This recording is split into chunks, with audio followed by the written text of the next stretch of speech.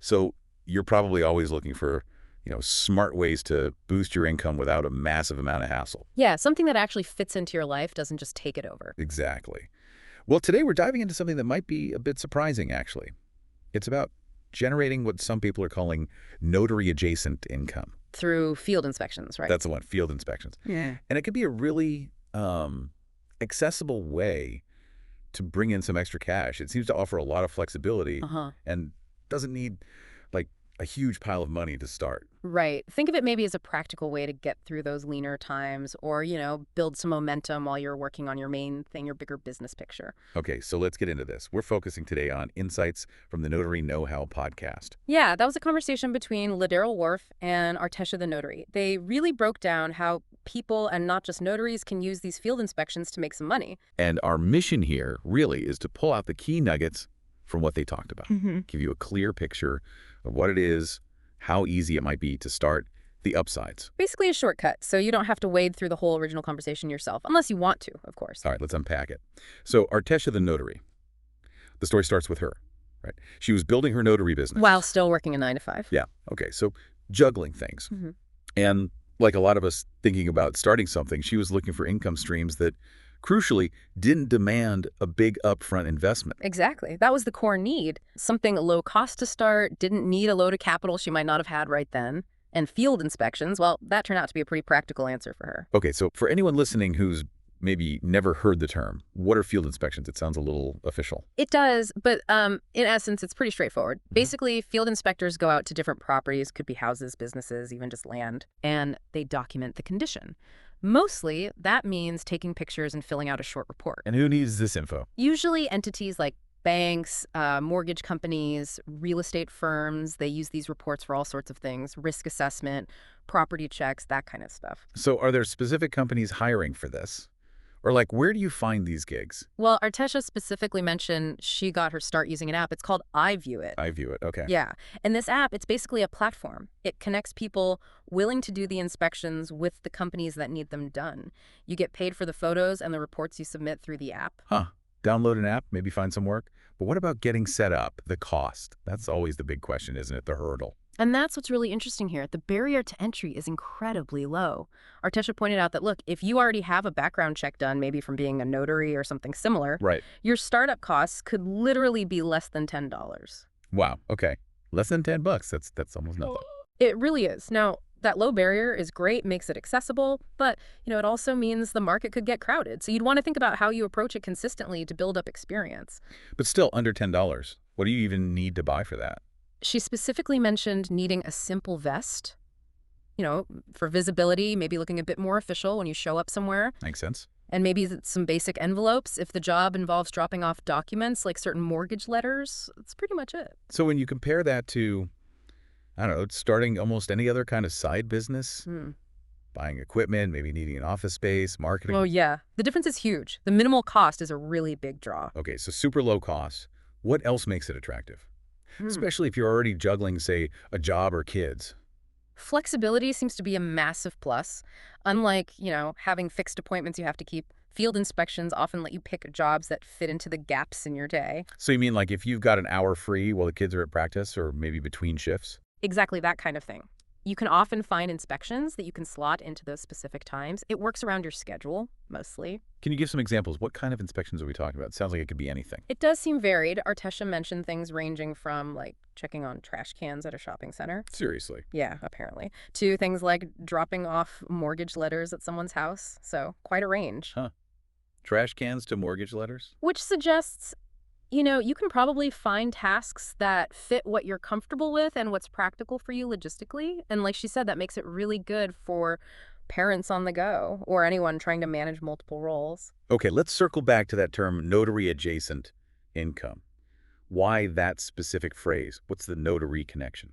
Well, thinking about it in the context of someone building a notary business, this kind of work can be really valuable. For instance, say you're waiting for your notary commission to come through. Which can take time. Right. You could do field inspections to bring in some cash while you wait. Or if you are a notary, maybe things are a bit slow with notarizations 1 month. Field inspections could supplement that income. Ah, okay, so it fills the gaps, helps smooth things out financially. Yeah, and it leverages skills you might already have as a notary, like being detail-oriented professional when dealing with things. Gotcha. Now, Artesha mentioned it wasn't just the iViewIt app, right? There were others. Yes, exactly. She apparently has a guide or resource that mentions other companies too, like ProxyPix and Sandcastle. Okay. So the point is, I view it might be a good starting place, but it's not the only game in town. There are multiple platforms. And she stressed you don't need a degree or certifications. Nope. No degree, no special certifications needed. Maybe besides that background check we mentioned, you don't even really need a fancy website or anything to get going. It's meant to be very accessible. It almost sounds too straightforward. Like, what if you have zero experience with inspecting anything? Yeah. Is there a steep learning curve or any support? That's a fair question, but Artesha really emphasized no prior inspection experience is necessary. Okay. She actually suggested starting with iView, partly because its app is pretty user-friendly, and apparently they pay out relatively quickly, which is nice when you're just starting. That helps build confidence early on. For sure. And importantly, she also set up a Facebook group underneath the Notary umbrella, it's called. Ah, a community. Exactly. It acts as a support network. People can ask questions, share what they're learning, get tips from others doing the same thing. So you're not totally on your own. That's good to know. So there's some backup. Now, within field inspections, are there different types? Like, could you specialize or focus on certain kinds? Yeah, there seem to be options. Artesha mentions some people get into things like mystery shopping assignments or doing inspections at night. Night inspections. Yeah, but she said personally she avoids those. Wasn't her thing. Her preference was more for the drive-by photo jobs and the letter drops. So you can kind of pick and choose based on comfort level. It seems so, which again shows how you can tailor it. It raises that question for you, the listener. What kind of tasks would actually fit your lifestyle and comfort zone? That definitely brings up safety. Going to different properties, maybe places you don't know, sometimes odd hours, that feels like it could be a concern. A very valid one. And Artesha really stressed the importance of safety. No. She talked about concerns with night visits or even just interactions when you're dropping off letters. Her advice was basically that the companies assigning the work are often understanding. How so? Like, they might be willing to adjust the time of the job if you feel unsafe, or even still pay you something if you get there and just feel like, nope, this isn't right. Oh, really? That's important. Yeah. Her core message was prioritize your safety. Let the assignment fit your life. Don't force yourself into situations that feel risky just for the job. That makes it sustainable, right? Prevents burnout or worse. Definitely.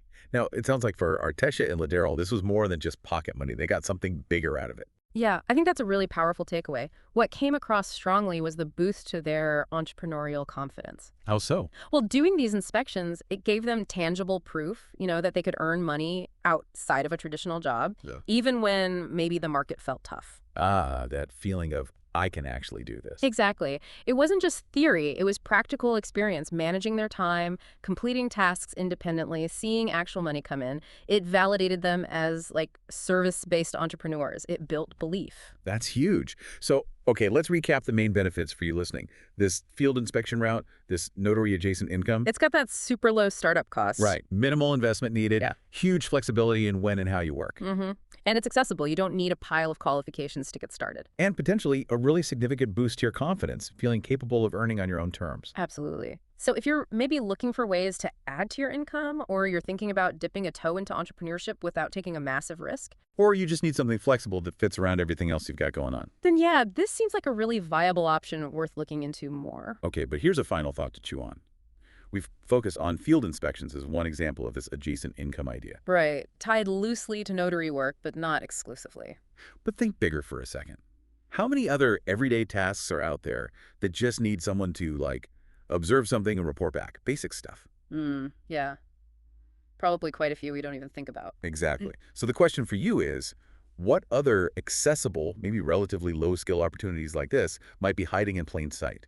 Could actively looking for these kinds of adjacent income streams be a smart strategy for you? Yeah, a way to support your bigger goals, maybe explore different ways to earn, even if you have zero connection to the notary world. It's definitely something worth mulling over. What's out there that you're maybe overlooking?